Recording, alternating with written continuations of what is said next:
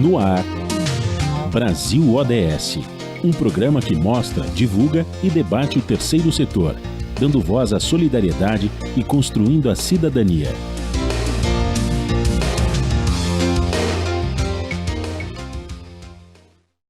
Bom dia, eu sou Joel Scala e começa agora o Brasil ODS, um programa do Observatório do Terceiro Setor, com apoio da FAPESP, a Fundação de Amparo à Pesquisa do Estado de São Paulo. Segundo o retrato do trabalho informal no Brasil, conduzido pelo Instituto Veredas, quase 20 milhões de pessoas sobrevivem de bicos, o equivalente a 60% das 32 milhões de pessoas que trabalham informalmente no país. Hoje vamos falar de comércio popular, formalização e exclusão do trabalho.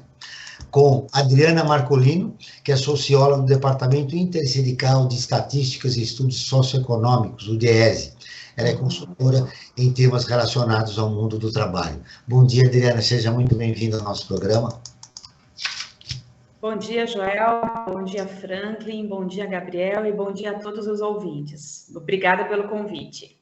Felipe Rangel Martins, doutor em Sociologia pela Universidade Federal de São Carlos e pesquisa sobre informalidades, cultura e trabalho. Bom dia, Felipe, seja muito bem-vindo ao nosso programa. Bom dia, Joel, bom dia, Franklin, Adriana, Gabriel e todo mundo que está ouvindo a gente aqui hoje. A co-apresentação do programa é de Franklin Valverde, que também trará os destaques do site do Observatório do Terceiro Setor. E você vai conferir as notícias do mundo com a repórter Leda Letra, direto de Lisboa. Bom dia, Franklin. Bom dia, Joel, bom dia, Adriana, bom dia, Felipe, bom dia a você que está em sintonia aqui com o Brasil ODS pela Rádio Brasil Atual. E eu queria também, antes de falar do destaque, eu queria também complementar que hoje nós vamos falar do objetivo do desenvolvimento sustentável de número 8, né, que trata do trabalho e crescimento econômico, né? E dentro desse item, ele procura tratar o quê? Né? De promover o crescimento econômico sustentado, incluindo também o pleno emprego e a produção e o trabalho decente para todos, né?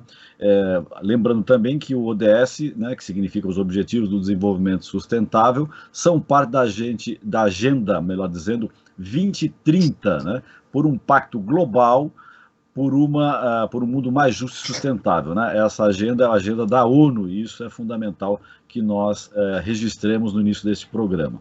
E o destaque de hoje, Joel, é a varíola dos macacos, né? Olha só, nós estávamos 2 anos, nós ficamos aí às voltas com a Covid, e a Covid agora ganha uma nova companheira, né? A gente não se livrou totalmente da Covid, ela está aí, né? Diminuiu bastante, por sorte, e pela vacinação, né?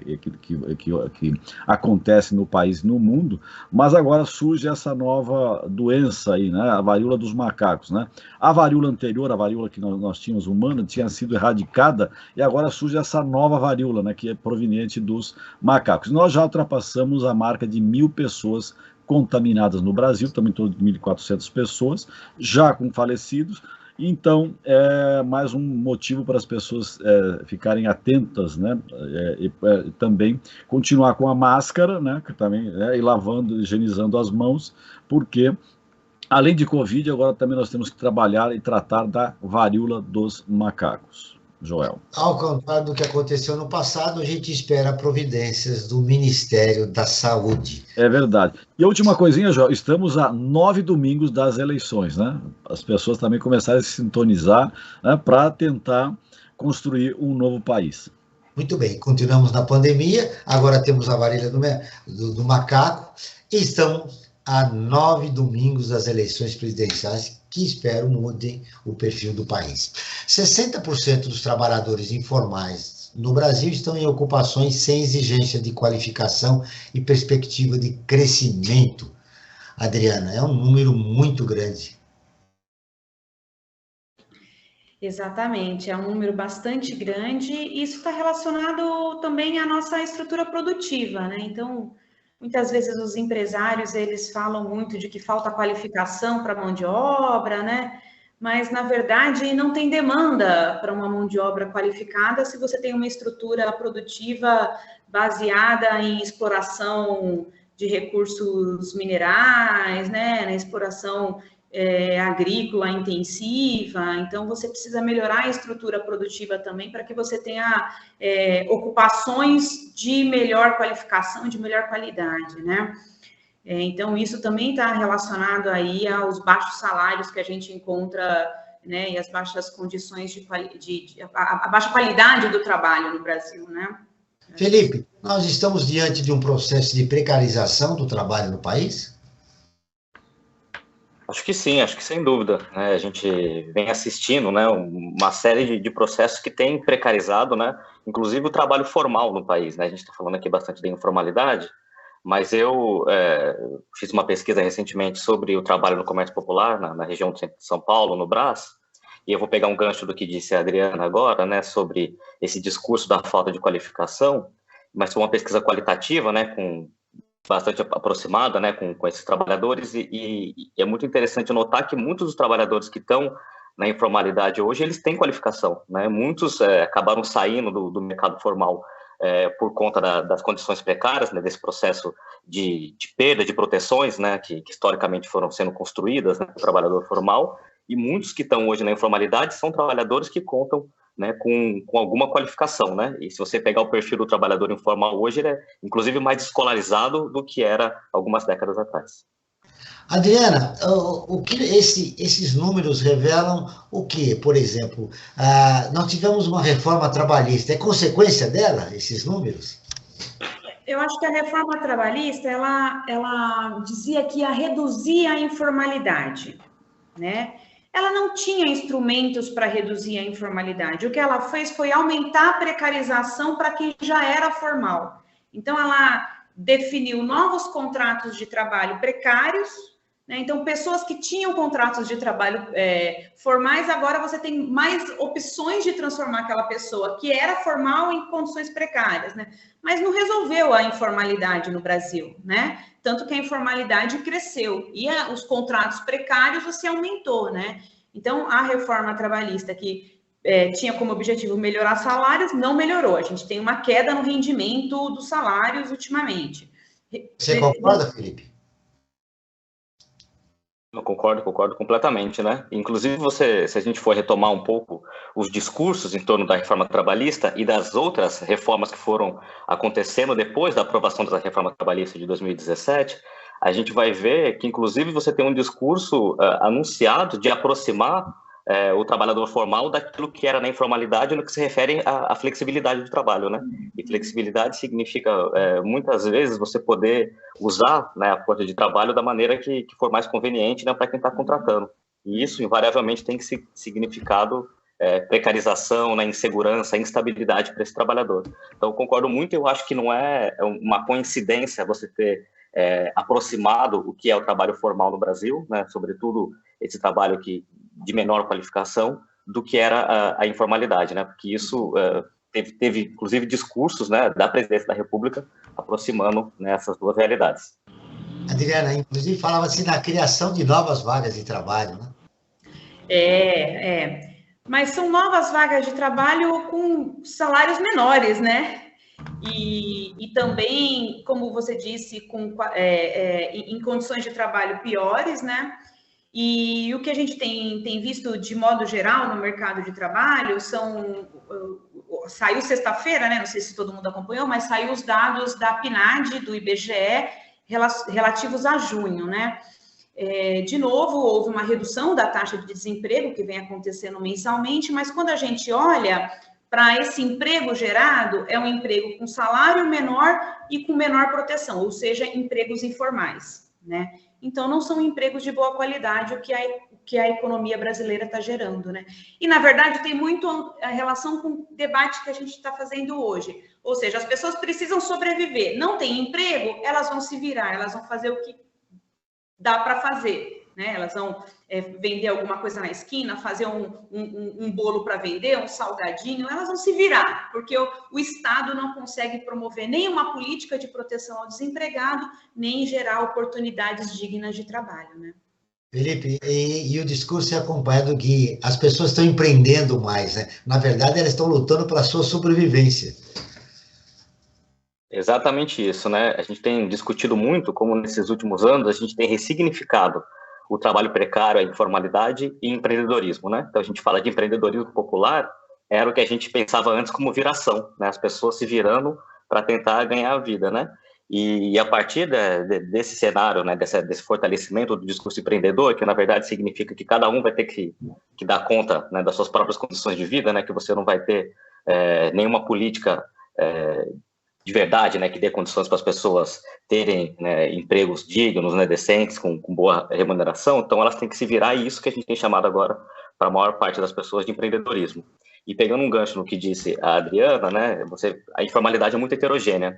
Então, você tem boa parte das pessoas que vão parar na informalidade porque não conseguiram nem esses empregos precários, formais, mais precários, né, que ela mencionou, e outra parte vai para a informalidade porque vai, inclusive, encontrar melhores possibilidades de renda na informalidade do que no emprego formal. Então, uma espécie de inversão histórica, né, de como a gente pensava o nosso mercado de trabalho e a inclusão produtiva no país.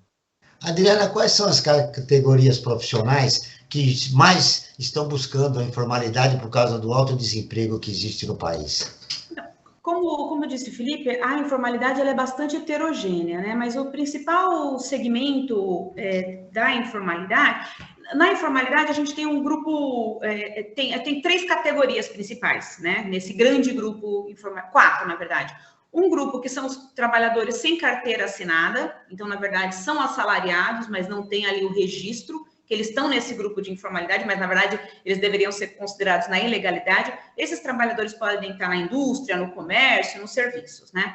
A gente tem outro grupo, que são as trabalhadoras domésticas, né? Para cada 4 trabalhadoras domésticas, 3 não têm carteira assinada, então elas também estão numa informalidade, mas que, na verdade, de novo, estão numa situação de ilegalidade, né? A gente tem aqueles trabalhadores que a gente chama de trabalhadores auxiliares familiares, geralmente eles são jovens e estão ali trabalhando em alguma negócio da família, geralmente não tem renda, eles também estão na... E tem o conta própria, o autônomo, que aí tem essa diversidade de situações que a gente encontra aí, e, em geral, a cada 3 também, 3 a cada 4 trabalhadores são informais, não tem CNPJ, né? E tem uma grande presença no comércio e serviços, desses trabalhadores conta própria e autônomos. Existem muitos PJs na nossa profissão, Franklin. É verdade. Existem muito os falsos, os PJs com relação de subordinação, né? Exatamente, e a coisa mais no caso específico do que o Joel citou dos jornalistas, você encontra que é caracterizado o emprego, né? Ele tem uma mesa, tem uma chefia, né? Que é uma das coisas que o pessoal, para saber se a pessoa realmente tem vínculo empregatício, apresenta tudo isso, só que na hora de receber, ele tem que emitir uma nota fiscal, né? Enfim, é a precarização das profissões, né? E do caso da área da comunicação, né? Acho que não só os jornalistas, mas os comunicadores de maneira em geral, são das áreas que mais sofrem com essa pejotização da área, né? Uhum. E não há uma conscientização, né, Adriana, a respeito de que o PJ não tem garantia nenhuma, né, não tem benefício nenhum, né? Eu acho que isso também está ligado a um pouco ao que o Felipe comentou, né, que para o trabalhador ali, ainda mais nessa situação de crise financeira, alta do custo de vida, a pejotização resulta numa renda monetária momentânea maior, às vezes, em algumas situações, não em todas, né, para o trabalhador, né? Mas com isso ele deixa de ter ali o fundo de garantia, ele deixa de ter os benefícios previdenciários, né? Que ao longo do tempo ele deixa de ter os direitos sindicais, né? Então isso é bastante prejudicial, né? Porque é um conjunto de direitos, esse trabalhador ele está desprotegido, né? E não há uma conscientização, Felipe, dessas condições, né? Que a pessoa vai trabalhar. Do ponto de vista do trabalhador, né, eu concordo com o que disse a Adriana, né? E é interessante a gente pensar, né, que esse trabalhador informal, ele sempre circulou, né, ele sempre teve momentos, por exemplo, que ele conseguia o emprego formal e depois voltava para a informalidade, né? Alguns, claro, tiveram trajetórias, né, toda na informalidade, mas a gente sempre teve um mercado de trabalho marcado por essa rotatividade. Por que eu estou dizendo isso, né? Porque é interessante pensar que a gente teve também, junto com a reforma trabalhista, uma reforma da Previdência. E a gente pensava no emprego formal, né, com aquela lógica, você trabalhava a vida inteira e você teria a possibilidade, né, de se aposentar no futuro, né, você tinha uma série de garantias. Quando você precariza essas garantias, inclusive você faz praticamente se afastar do horizonte, a mesma possibilidade de se aposentar, né, para boa parte dos trabalhadores. O próprio emprego formal, ele perde substância, né? Ele perde o que ele tinha de peso, né, simbólico, mas também material, porque ele entregava proteções, isso vai perdendo. Então, a possibilidade de você ganhar algum dinheiro agora, né, e de repente conseguir, né, pegar um financiamento de uma casa, alguma coisa assim, te garante uma segurança que muitos não estão identificando mais nesse repertório de empregos formais precários, né, de baixa qualificação, de baixa remuneração. Vamos ouvir agora a Rádio ONU, parceira de conteúdo do Observatório do Terceiro Setor, com a reportagem OIT vê retrocesso na recuperação do mercado de trabalho. A Lei da Letra, de Lisboa, tem as informações. Crises múltiplas estão causando uma piora na recuperação global do mercado de trabalho, revela a Organização Internacional do Trabalho, OIT. O relatório Monitor do Mundo do Trabalho mostra que o número de horas trabalhadas ficou 3,8% abaixo do índice pré-crise, que foi o quarto trimestre de 2019.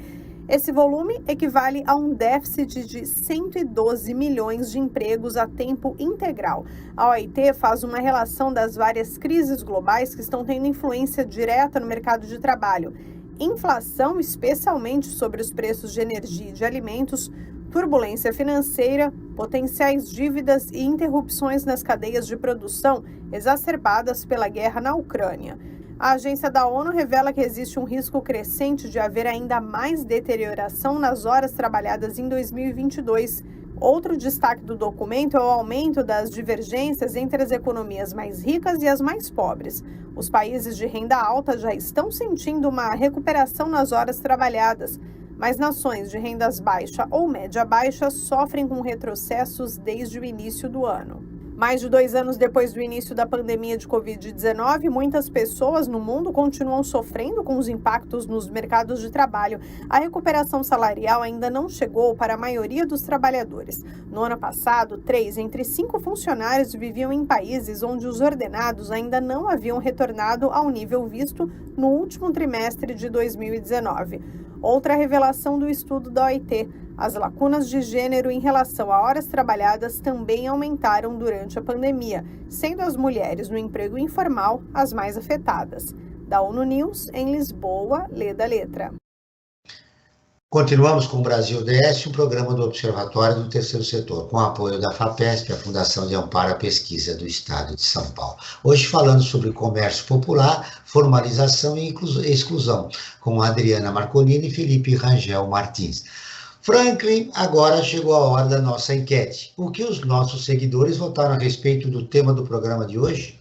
É verdade, João. A cada programa que nós realizamos aqui na Rádio Brasil Atual, nós fazemos uma enquete, né? Não tem base científica, né? Mas sai para ter uma noção, né, de como é que anda, como eu digo assim, a temperatura sobre o tema que nós vamos debater, né? No caso, como você bem disse, João, comércio popular, formalização e exclusão, né, que está vinculado à ODS 8, né, trabalho e crescimento. Nós perguntamos, fizemos a seguinte questão: você consome produtos de vendedores ambulantes? E olha só o resultado, João. 79% disseram que sim, que consomem esses produtos vendidos por vendedores ambulantes, né? 21% disse que não consome. Mas então, ou seja, a maioria da população brasileira aceita, né, e recebe muito bem o trabalho dos vendedores ambulantes. Dentro desses resultados da nossa enquete, João, tem uma questão que eu gostaria que fosse tratada aqui, tanto pela Adriana como pelo Felipe, né? Como a gente viu, a população recebe muito bem o trabalho desses vendedores, né? E eu pergunto, a nossa legislação, ela contempla a contento essa atividade econômica ou ela precisaria ser alterada de forma a garantir, digamos, uma melhor previdência e segurança para esses profissionais? Vou começar pela Adriana. Não, né? Eu acho que aquele dispositivo do microempreendedor individual foi uma tentativa, né, de garantir que esses trabalhadores autônomos tivessem ali uma pequena contribuição e pudessem minimamente ter os seus direitos previdenciários garantidos. mas a gente tem visto que o dispositivo do MEI, ele tem, na verdade, tem representado uma série de limites, né, para a efetividade desses direitos, né? Eu acredito que vai ser necessário repensar esse dispositivo, garantir que ele, de fato, chegue em quem precisa, né, nessas pessoas que de fato são autônomas. Ele tem sido usado como um instrumento de precarização de assalariados, né, então a gente tem que ter uma fiscalização maior para que ele não seja utilizado em vínculos que são caracterizados como vínculos de trabalhadores e trabalhadoras assalariados, e precisa de fato chegar nesses trabalhadores autônomos para garantir que eles tenham acesso à previdência, aos direitos previdenciários, né?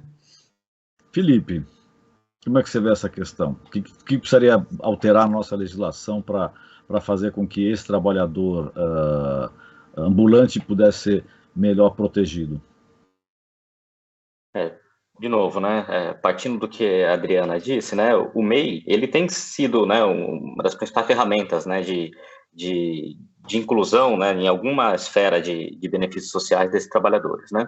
Só que se a gente pega, por exemplo, na cidade de São Paulo, que a gente não tem números exatos, né, isso também diz um pouco de como a gente pensa esse universo de trabalhadores, né, o Estado nem se engajou em mapear, né, esse trabalho. Mas a gente tem uma estimativa de cerca de 100 mil, né, trabalhadores ambulantes na cidade de São Paulo. E você tem autorizações para cerca de 20 mil, né, se não me engano, o último número que eu tinha visto.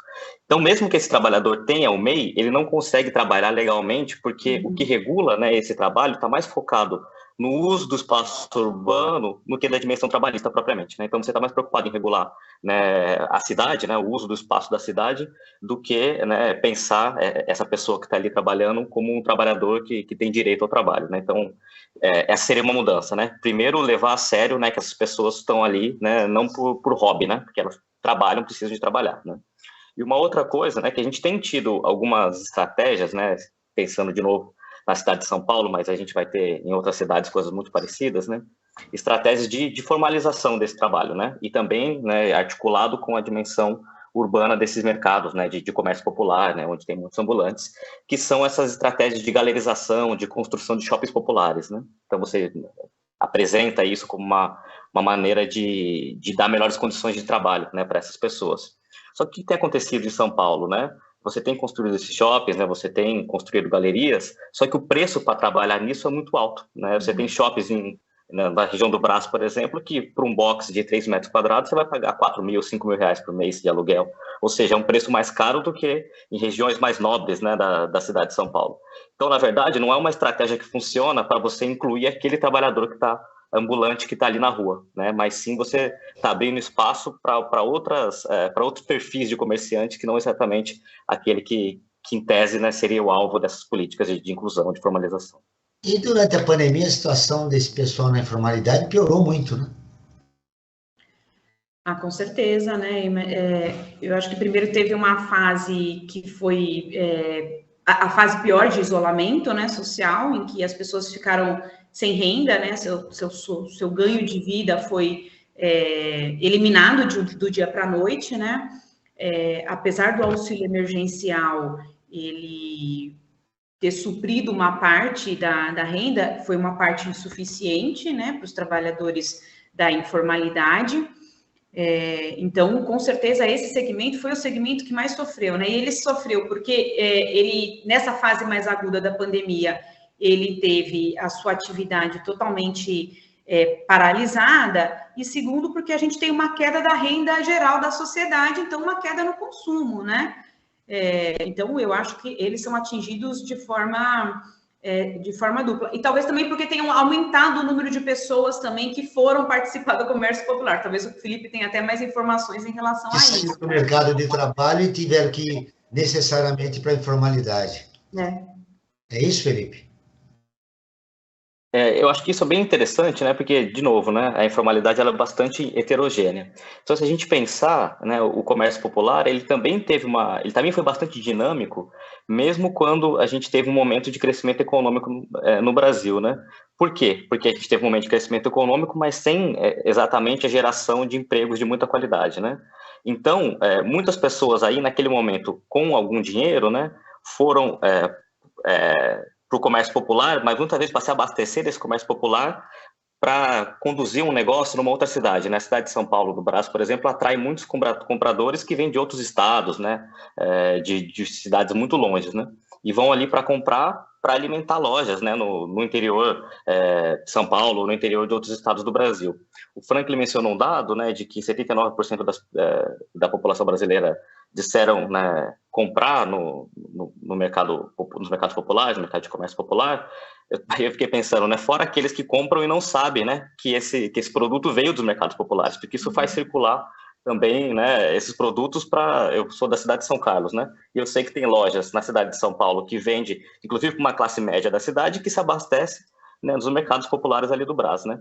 Então, eu estou dizendo isso para a gente dizer, bom, teve muita gente que foi para esse comércio porque não tinha, né, outras possibilidades, e a gente pensa só na ponta, né, no comerciante ambulante, mas também tem muita gente que vai tentar, então, montar um negocinho e vai se abastecer, né, desses mercados. Então, é uma economia que é muito dinâmica, né, muito dinâmica mesmo, né, e por isso que a pandemia foi tão grave, né, para esses trabalhadores, porque você afetou não só aqueles que estavam trabalhando diretamente no comércio popular, ali no comércio ambulante, mas também cadeias, né, de circulação dessas mercadorias para muitas cidades, né, do Brasil.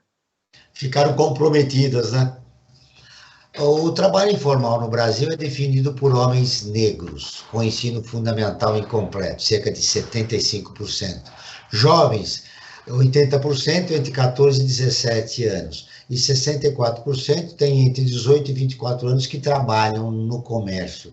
Isso é um dado dizendo que a informalidade tem cor, né, Adriana? Eu acho que isso é um elemento histórico e estrutural no mercado de trabalho brasileiro.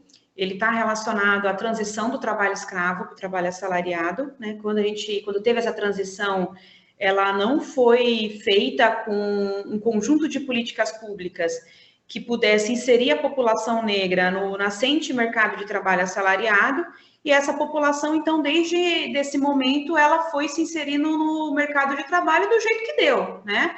Buscando ali o seu sustento, as formas. Então, mesmo os processos de assalariamento, industrialização, a população negra sempre teve acesso às formas mais precárias de trabalho, né? Hoje, o dado de sexta-feira que saiu no IBGE aponta uma informalidade em torno de 42,8%. São 42 milhões de pessoas na informalidade, e informalidade eu estou falando todo esse pessoal que inclusive não tem carteira assinada, né? Quando essa taxa de informalidade esteve mais baixa, a gente chegou ali a 1/3 de pessoas informais, ou seja, mesmo nas melhores situações do mercado de trabalho, a informalidade ainda assim foi bastante grande, né? Então, ela é estrutural no mercado de trabalho brasileiro e ela sempre teve cor, né? Ela sempre é marcada por essa questão racial no mercado de trabalho brasileiro. Felipe, a Adriana destacou que tem cor, né, informalidade no país. Ela é resultado, como a Adriana disse, de uma situação estrutural no país que vem desde a época da escravidão, e ela mostra também a ausência de políticas públicas para atendimento a essa população. É a ausência, inclusive, do reconhecimento dessa desigualdade, né? Do reconhecimento público dessa desigualdade, que é o que permitiria que a gente, então, tivesse políticas, né, que atacassem de fato esse problema, né? Só que se a gente lembrar que, como disse a Adriana, a gente tem uma desigualdade que é histórica, que é estrutural, né? Uma desigualdade racial no país que é histórica e que é estrutural, que a gente conviveu muito tempo com aquele mito da democracia racial, né? Então a gente não falava que esse país ele era racista, era um país que tinha uma estrutura econômica também racializada, né? Então isso também impede que a gente leve isso a sério e tenha políticas, né, de trabalho, de renda, né, de inclusão produtiva que ataque esse problema, né, de verdade.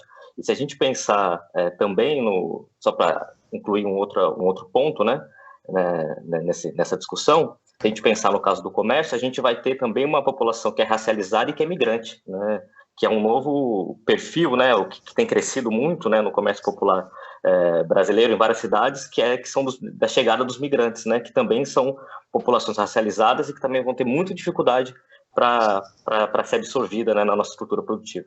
Que representa um número expressivo, né, no comércio popular do bairro do Brás, onde você fez a pesquisa, né? Exatamente, né? E crescente. Se você pegar alguns anos atrás, né? Claro, sempre teve uma marca migrante muito forte, mas isso tem crescido, né, visivelmente. Nós continuamos com o Brasil ODS, um programa do Observatório do Terceiro Setor, com apoio da FAPESP, a Fundação de Amparo à Pesquisa do Estado de São Paulo. Hoje falando sobre comércio popular, formalização e exclusão, com Adriana Marcolino e Felipe Rangel Martins. Você quer ficar informado sobre projetos, causas sociais e direitos humanos?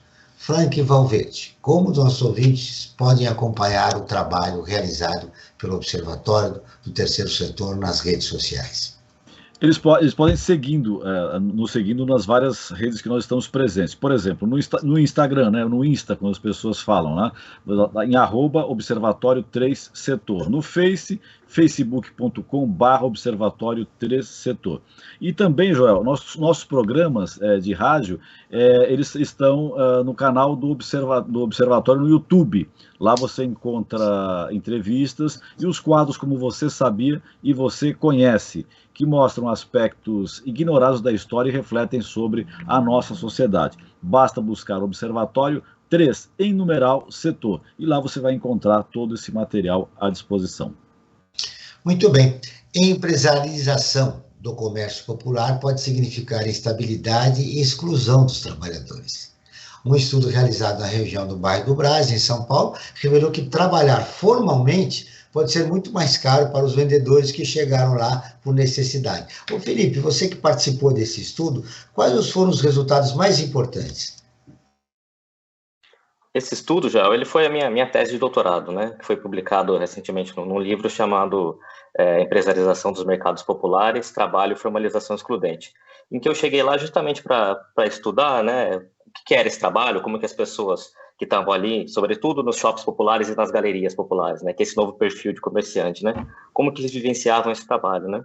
E aí essa dimensão da empresarialização, que eu chamo, que é justamente essa tentativa, né, de tornar esse comércio que é associado, né, que é muito estigmatizado, é associado a alguma dimensão de marginalidade ainda, né, como que você tem uma série de projetos hoje em várias cidades, na verdade, de trazer para esses mercados um aspecto mais empresarial, né, então os próprios shoppings são uma dimensão disso, o MEI, né, então transformar o camelô em microempreendedor é uma outra dimensão disso.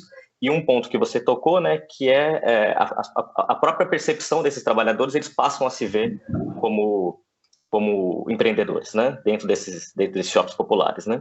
Só que o negócio, como eu mencionei muito rapidamente aqui, é que isso não é para todo mundo, né. Então, formalizar uma atividade não significa exatamente formalizar quem está naquela atividade naquele momento, né. Então, você não está formalizando o camelô, por exemplo, que estava na rua, né. Você está tentando formalizar o comércio popular, mas de uma forma que ela se torna inviável, né, para esse trabalhador que tem pouco dinheiro para investir, né, nesse novo modelo, que é dentro dos shoppings, pagando aluguéis, né, são shoppings que são construídos, né, em parcerias público-privadas, como foi o caso da licitação da Feira da Madrugada, mas também muitos deles são shoppings privados e você vai lá e cobra o aluguel desses trabalhadores, né, para manter. E aí uma lógica de mercado mesmo, né, o preço, né, do metro quadrado dentro desses shoppings é altíssimo, né, o que dificulta muito, né, a inclusão, né, dos trabalhadores que estão historicamente ali, trabalhando desse perfil, né, de camelô que está historicamente nos comércios populares.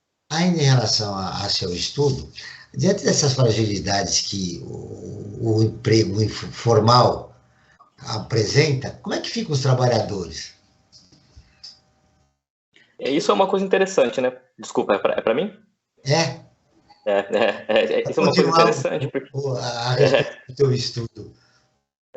Porque essa dimensão do trabalho foi o que me atraiu, né, para tentar entender, né? Porque eu tinha uma imagem de que, mesmo quem estava nesses shoppings populares, nessas galerias, era aquele perfil, né, do camelô, do ambulante, né, que estava ali por necessidade, né, porque ele não tinha encontrado, né, uma vaga no mercado de trabalho formal. Só que muitos deles, como eu mencionei, eles têm qualificação. Muitos deles, né, saíram de empregos formais justamente por conta dessa falta de expectativa de mobilidade dentro de uma trajetória de emprego formal de baixa qualificação. Então, muitos deles trocam esse emprego formal precário, que a Adriana estava mencionando, por uma tentativa de ganhar, né, mais dinheiro mesmo, né, de ter uma vida, né, inclusive um pouco mais digna, né, por mais irônico que pareça, trabalhando no comércio popular.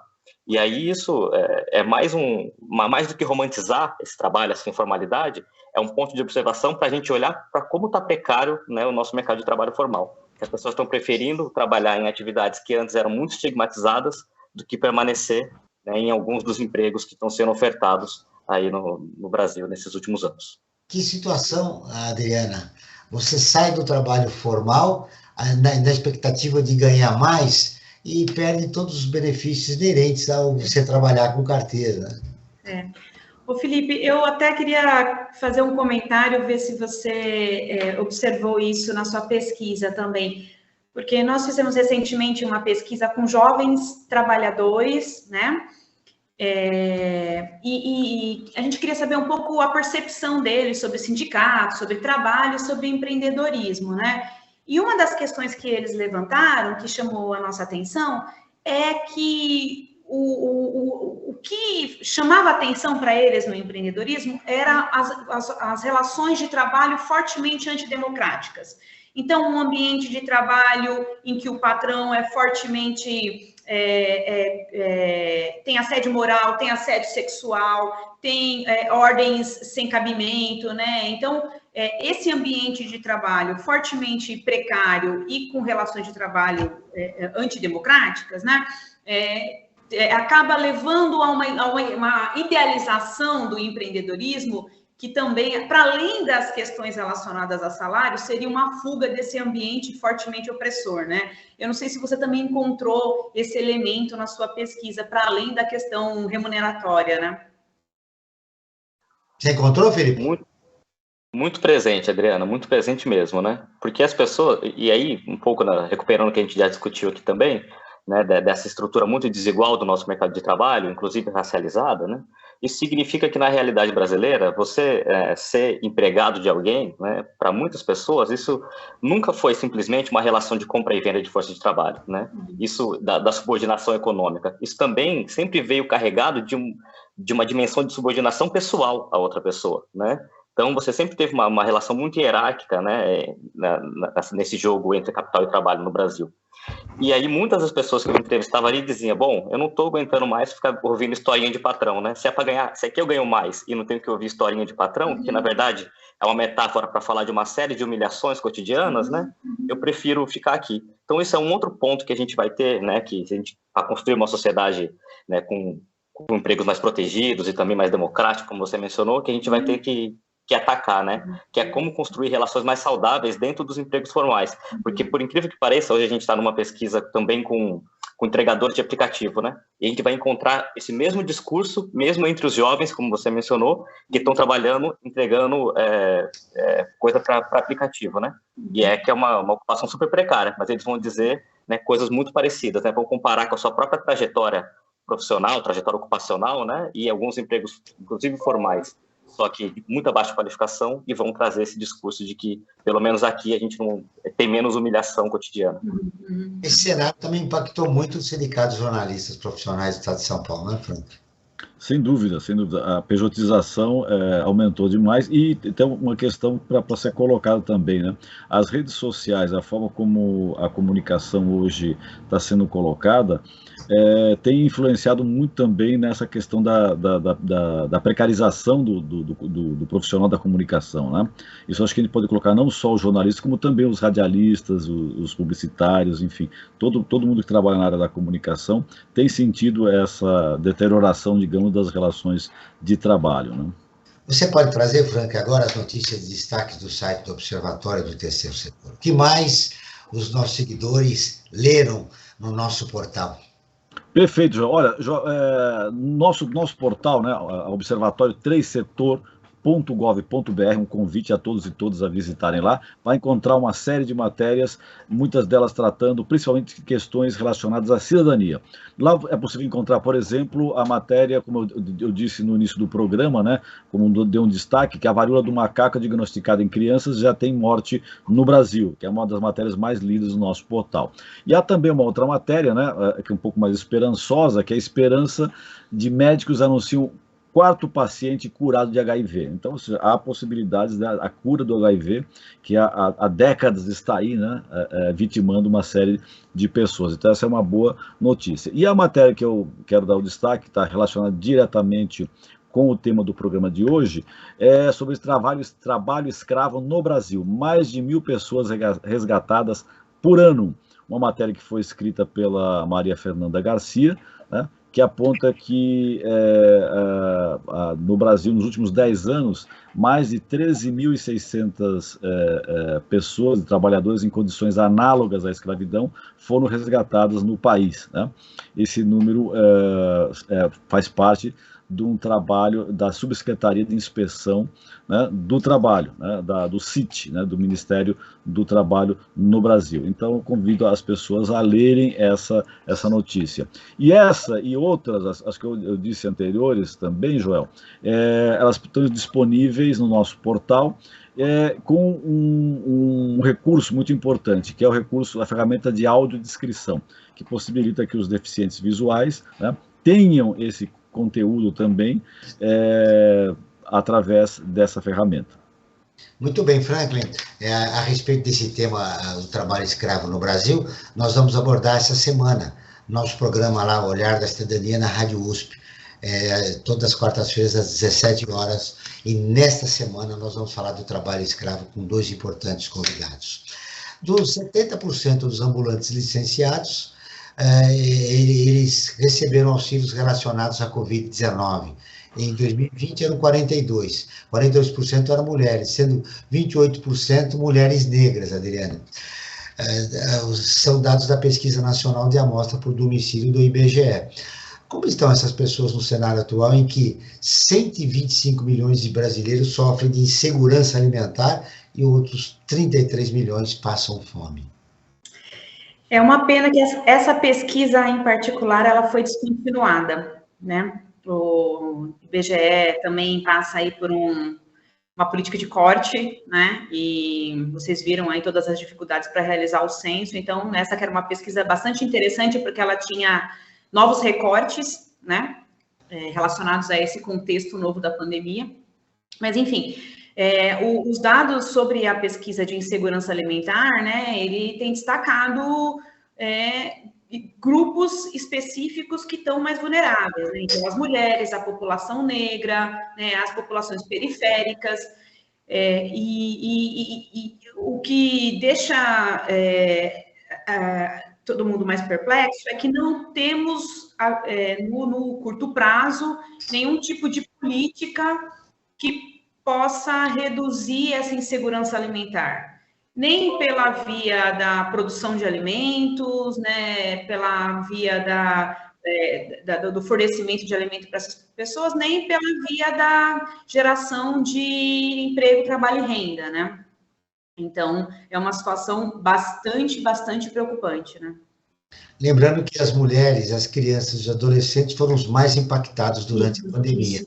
Perderam emprego, né? No mercado de trabalho, além de ganharem menos, né? Por exemplo, a mesma função do homem. Quando na pandemia começou a abrir novamente a economia, as aulas não retornaram, mas as mulheres não puderam voltar para o trabalho presencial, né? Porque as crianças não voltaram para a escola. Então, muitas mulheres acabaram tendo que sair do mercado de trabalho.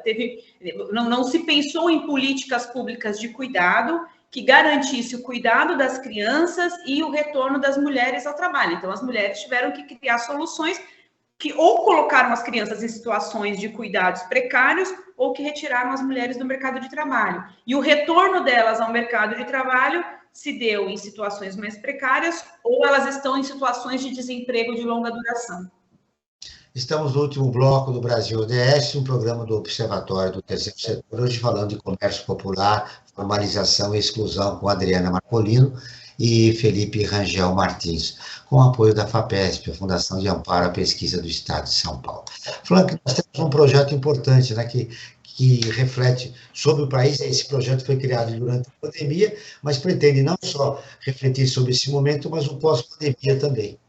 É verdade, Jorge. Chama-se Observatório em Movimento, um projeto que busca ouvir especialistas das mais variadas áreas do conhecimento para dar dicas e informações de como melhor você viver esse pós-pandemia. A pandemia não acabou ainda, mas digamos que ela caminha para esse final, quer dizer, é o que todo mundo espera, né, com as campanhas de vacinação, e com isso, de que maneira que as pessoas devem encarar esse mundo novo que vai surgir, porque com certeza, depois dessa pandemia, o mundo será diferente. E além dessa campanha que nós temos, já tem uma outra também importante para se apresentar, que é uma ferramenta nova que nós temos no Observatório do Terceiro Setor, que chama-se Apoie o Terceiro Setor. É uma plataforma online de financiamento coletivo para organizações da sociedade civil com projetos em diversas áreas. Convido a todos e todas a entrarem em apoie3, em numeral, né?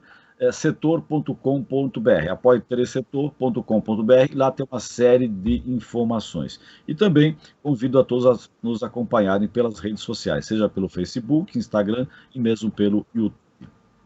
Muito bem. Adriana, o mais importante você gostaria de deixar registrado, aliás, nós conversamos antes de iniciarmos o programa, você tem um relatório, né? Você participou do relatório, é a autora dele, a comercialização solidária. O que vem a ser comercialização solidária? Então, eu participei da construção de um relatório, né, sobre experiências de redes de cooperação da economia solidária, né, e um dos elementos dessas redes é o processo de comercialização, né, e que tem experiências bastante interessantes de comercialização popular, né, a partir dos princípios da economia solidária, né.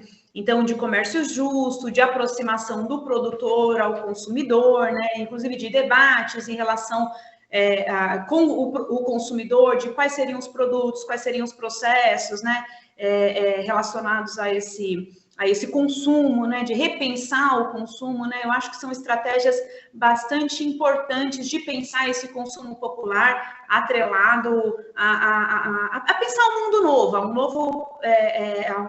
nova forma de consumo, né. Só que essa comercialização, ela também precisa de apoios específicos, né? Então, tem questões relacionadas a pontos de comercialização, que sejam pontos de comercialização onde tenha boa circulação de pessoas, espaços revitalizados, né? Então, as prefeituras são muito importantes nesses processos.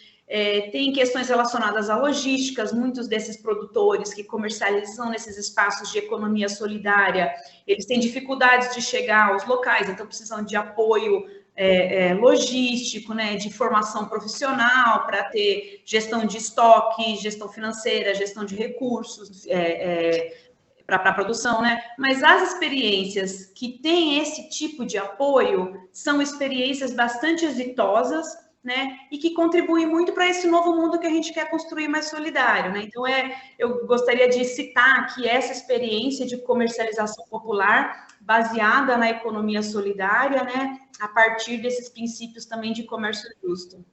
E poderia ser uma alternativa importante, né, nesse momento da situação do país, né, que foi provocada pela pandemia, né, desse isolamento social.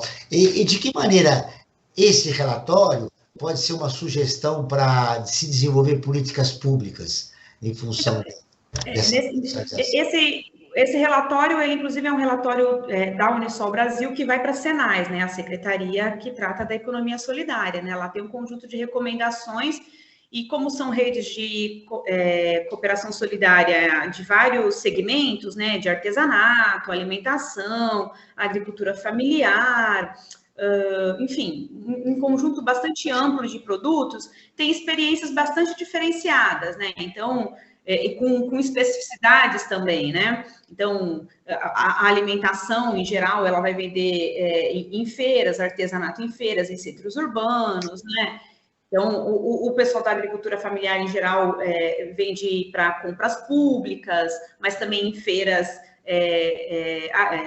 livres, né? Enfim. Então, tem algumas recomendações bastante interessantes nesse relatório para que sejam transformadas em políticas públicas em vários níveis de governo, tanto municipal, estadual como federal, mas, em geral, tem isso, precisa de um apoio, precisa de espaço para comercialização e precisa de formação para que esse público possa, de fato, comercializar e se encontrar, né, com esses consumidores para promover esse comércio desses produtos da economia solidária. Sabemos que o pós-pandemia vai trazer mais desemprego, mais dificuldades na economia. Felipe, a partir do teu estudo, o que é de mais importante você gostaria de destacar como solução para o pós-pandemia, desses momentos difíceis, né, que virão para o país a partir do ano que vem? Acho que não tem uma resposta fácil para isso, né, Joel? Mas o que a gente, inclusive, passando pelo tema, né, dessa nossa conversa aqui hoje, e um pouco pelo que disse que a gente vem discutindo, né, que é essa ideia de formalização e exclusão, eu acho que atacar essa nossa desigualdade que a gente tem, essa precarização do trabalho, inclusive essa nossa informalidade que é estrutural, né, e que é um problema grave em termos de desproteção, né, a gente tem que atacar isso, mas não usando a informalidade, né, que tem aumentado, né, como pretexto simplesmente para a gente trazer políticas de formalização que, na verdade, do emprego, mesmo de geração de emprego, mas que não venham junto com proteções sociais, né? Então, eu acho que é dessa forma que a gente vai ter que construir uma sociedade melhor nesse momento pós-pandêmico, né? Com mais proteção social. Porque o que a gente viu, recuperando tanto a história da reforma trabalhista, em que, a pretexto de combater a informalidade, a gente produziu, né, um processo de precarização no mercado de trabalho formal, mesmo através da construção de novas formalidades, como, por exemplo, o contrato intermitente, que é formal, mas absolutamente precário, né? E trazendo para o caso do comércio popular mesmo, a gente tem possibilidades, né, de formalizar, né, de combater a informalidade, mas que vem com formalizações que produzem também exclusão. Então, é não tratar a informalidade como simplesmente pretexto, né, para trazer políticas de formalização que, na verdade, não estão protegendo, né? Acho que a gente tem que sempre ter esse avanço das proteções sociais, né, no nosso centro, em primeiro lugar. Falamos da informalidade, falamos da precarização do trabalho. Adriana, como você vê a situação do universo do trabalho no pós-pandemia? Desculpa, falhou o final da pergunta? Como você vê esse cenário que nós apresentamos durante o programa no pós-pandemia? Formalidade, precarização do trabalho. Eu acredito, eu acho que a última fala do Felipe, ela resume bem, assim, se nós não mudarmos esse marco regulatório do trabalho e se não tiver políticas ativas de geração de empregos com direitos, o mercado de trabalho vai continuar um mercado de trabalho precário, de baixos salários, que não gera uma renda suficiente para o trabalhador manter a si e as suas famílias, né? Então, a gente vai continuar com essa situação precária, com insegurança alimentar, porque as pessoas não vão ter renda para poder se sustentar, né? Então, eu acho que o pós-pandemia, né, a recuperação de um mercado de trabalho, ele só é possível ser positivo, ele só pode garantir dignidade para os trabalhadores se for com direitos.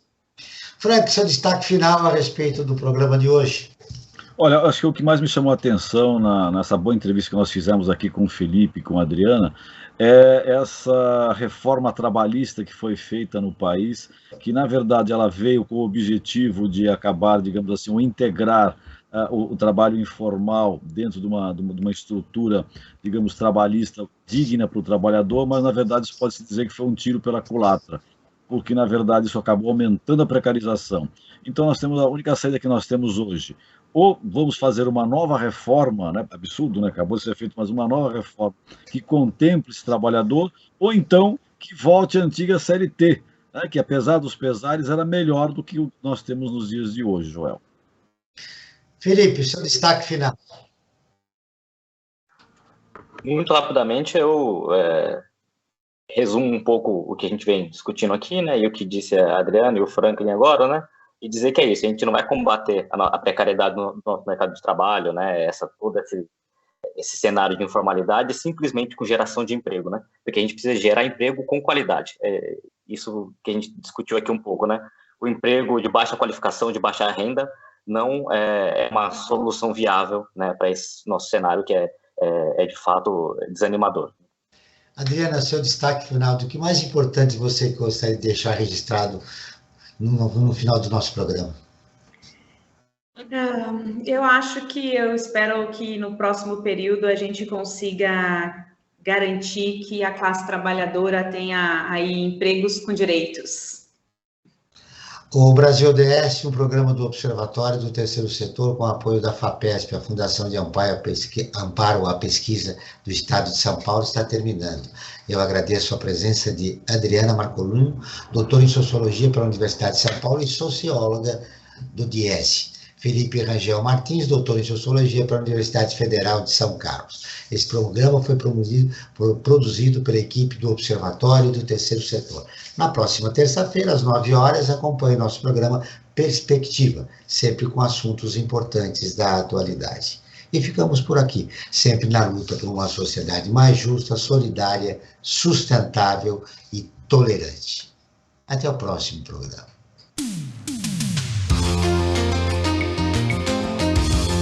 Você acabou de ouvir Brasil ODS, um programa do Observatório do Terceiro Setor.